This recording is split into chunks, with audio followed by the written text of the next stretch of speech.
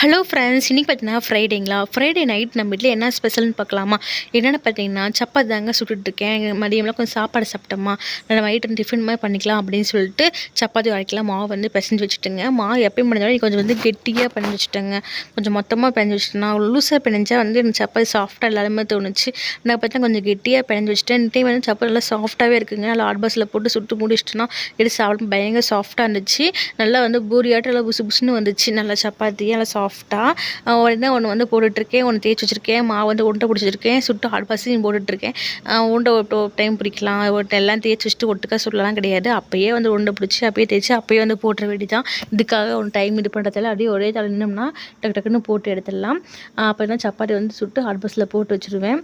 அப்புறம் வந்து பார்த்திங்கன்னா அது குழம்பும் சட்னி வந்து செஞ்சுருந்தாங்க.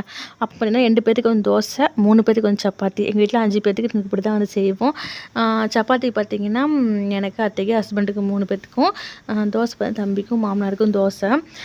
தோசை வந்து சுட்டு கொடுத்தாச்சு. தம்பி வந்து முறுமுறுன்னு கேட்டாங்கன்னா அதுக்கு வந்து தோசை வந்து வெந்துட்டுருக்கு. சப்பாத்தி பார்த்தீங்கன்னா சுட சுட வந்து ரெடி ஆகிடுச்சு. சாப்பிட்ற வேலை தான். எல்லாமே சாப்பிட வந்து உட்காந்துக்கிட்டோம். தோசைக்கும் சப்பாத்திக்கு ஏற்ற மாதிரி என்ன குழம்பு வச்சோம்னா தக்காளி சாம்பார் தாங்க வச்சோம்.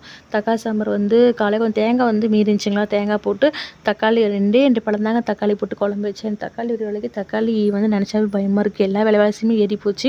ஒரு பெரிய பழமும் 2 பழம் போட்டு தக்காளி சாம்பார் சூப்பராக வச்சாச்சு. இந்த சாம்பார் பார்த்திங்கன்னா தோசைக்கு, இட்லிக்கு, சப்பாத்திக்கு, சாப்பாட்டுக்கு எல்லாத்துக்குமே ரொம்ப டேஸ்ட்டாக இருக்கும்.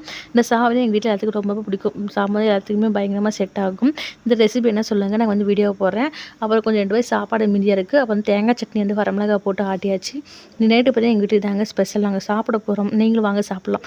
உங்களுக்கு என்ன சொல்லிட்டு கண்டிப்பாக கமெண்ட் பண்ணுங்கள். எங்கள் வீட்டில் என்ன ஸ்பெஷல், நீங்கள் என்ன செஞ்சீங்க, சாப்பாடா டிஃபனான்னு சொல்லிட்டு கண்டிப்பாக கமெண்ட் பண்ணுங்கள். அந்த வீடியோ ஃபுல்லாக பார்த்துருவீங்க. பிடிச்சா மறக்காம சேனலை சப்ஸ்கிரைப் பண்ணிக்கோங்க. லைக் பண்ணுங்கள், ஷேர் பண்ணுங்கள், கமெண்ட் பண்ணுங்கள். ஓகே, பாய்.